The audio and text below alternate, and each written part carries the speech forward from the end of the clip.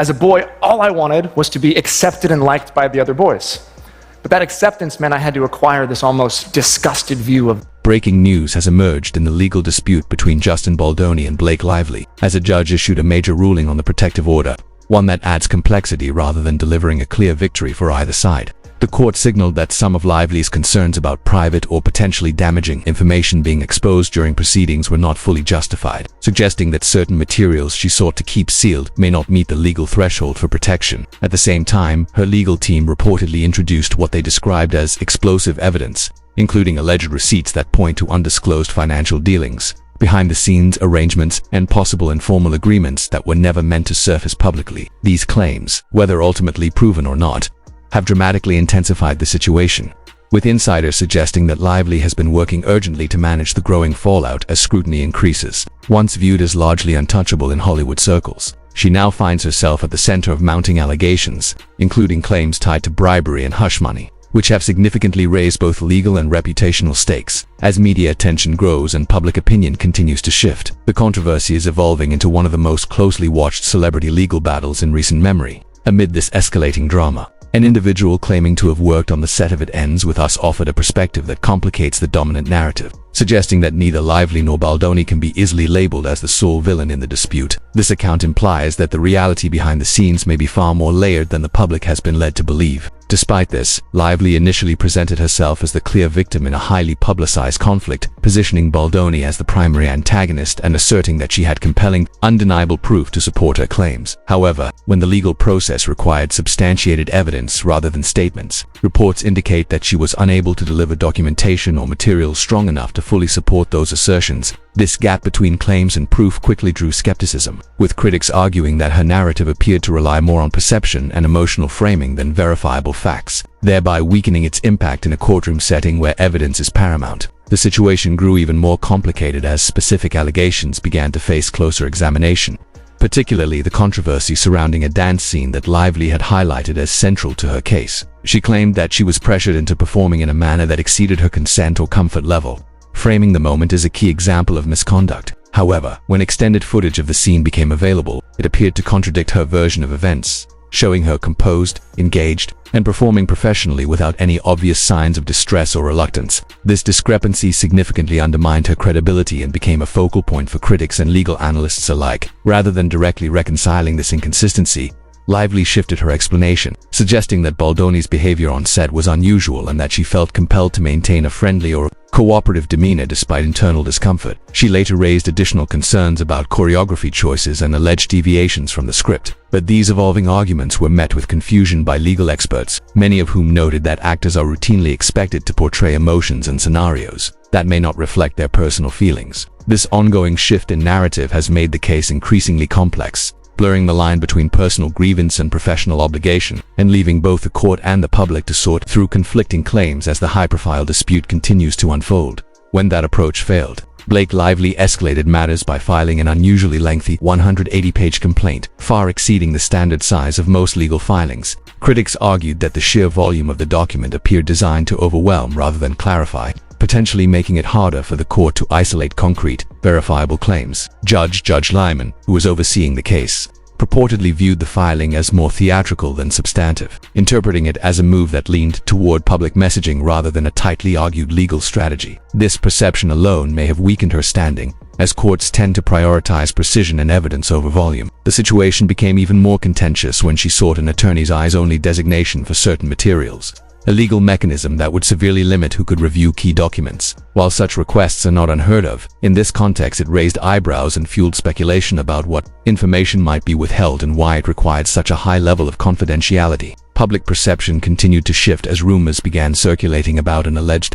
$100 million effort to suppress potentially damaging evidence. Although these claims remain unverified, they gained traction quickly and added another layer of controversy to an already volatile situation. Lively defended her push for increased secrecy by pointing to her high-profile status, arguing that the release of sensitive information could cause irreparable harm to her career and public image. However, legal experts were quick to note that transparency is a cornerstone of the judicial process, particularly in high-profile civil disputes where public interest is significant. The combination of limited hard evidence, inconsistencies highlighted by previously released footage, and repeated attempts to restrict access to case materials began to create the impression of a legal strategy under strain, rather than one built on a solid evidentiary foundation. Her continued efforts to control the flow of information appeared to have the opposite effect, drawing even more attention and scrutiny. Attorney Brian Friedman reportedly criticized the approach as excessive and outside typical legal norms, suggesting that it risked undermining credibility rather than protecting it. Observers increasingly pointed to what they described as a pattern, one that seemed focused not only on influencing courtroom proceedings but also on shaping public perception through selective disclosures and strategic claims. As tensions escalated, additional concerns surfaced regarding the possibility that deeply personal information, including private medical records and details about personal relationships, could be exposed during the discovery phase, further raising the stakes for everyone involved. The controversy deepened when references were made to alleged secret witnesses who were said to support key aspects of Lively's claims but were never formally presented in court. This omission led to accusations that such references were more about generating media narratives than contributing to the legal case itself. Several media outlets reportedly declined to amplify these claims due to the absence of verifiable evidence, reinforcing doubts about their legitimacy. Meanwhile, a separate narrative emerged, attempting to portray Justin Baldoni in a negative light by labeling his behavior as toxic positivity, an argument that centered on criticizing his public persona of kindness and philanthropy. However, this line of attack was widely viewed as unconvincing and lacked the weight needed to significantly impact the broader case. Altogether, these developments have contributed to an increasingly complex and high-stakes legal battle, where shifting narratives, public scrutiny, and legal maneuvering continue to blur the line between courtroom strategy and media influence. As the scandal surrounding Blake Lively continued to deepen, speculation about behind-the-scenes maneuvering grew increasingly intense. With whispers of bribery and aggressive PR damage control circulating widely, reports suggested that she had brought in former agents and crisis specialists in an effort to contain the fallout, a move that signaled serious concern about the potential long-term impact on her reputation. Despite these efforts, new inconsistencies continued to emerge, keeping the controversy alive and difficult to manage. One of the most significant looming threats was the possibility of a formal deposition, where testimony under oath could force clear, verifiable answers and potentially expose further contradictions. Legal analysts began to speculate that, given these risks, she might ultimately pursue a settlement as a way to avoid the unpredictability and exposure that such proceedings could bring. Her situation appeared to worsen when reports surfaced that a crisis management firm had cut ties, a development that many interpreted as a sign the situation had become too volatile or damaging to effectively control. Within Hollywood circles, this kind of move often sends a powerful signal, suggesting that even professional reputation managers see limited options for recovery in the short term. At the same time, Ryan Reynolds was rumored to be working quietly behind the scenes to manage the situation and shield his family from escalating public scrutiny, adding another layer of complexity to an already multifaceted controversy. His perceived involvement only intensified media attention. As observers speculated about how deeply the issue might extend beyond the immediate legal dispute, adding further tension, speculation began to swirl around alleged private communications involving Taylor Swift, with suggestions that certain messages could reveal coordination, influence, or pressure occurring behind closed doors. Although these claims remained unverified, they contributed to a growing narrative that the situation extended far beyond a simple legal disagreement. Meanwhile, Judge Lyman reportedly showed increasing frustration with repeated attempts to push the boundaries of standard legal procedure, reinforcing the principle that celebrity status does not entitle anyone to special treatment in court. This stance underscored the seriousness of the proceedings and signaled that the case would be evaluated strictly on legal merit rather than public image. Journalists and major media outlets also played a role in shaping the narrative, with some reportedly declining to publish certain allegations due to a lack of verifiable evidence. This hesitation further weakened Lively's position, as it suggested that even in a media environment often driven by headlines, the claims did not meet basic standards of credibility. Industry insiders began to suggest that the damage might extend beyond the courtroom,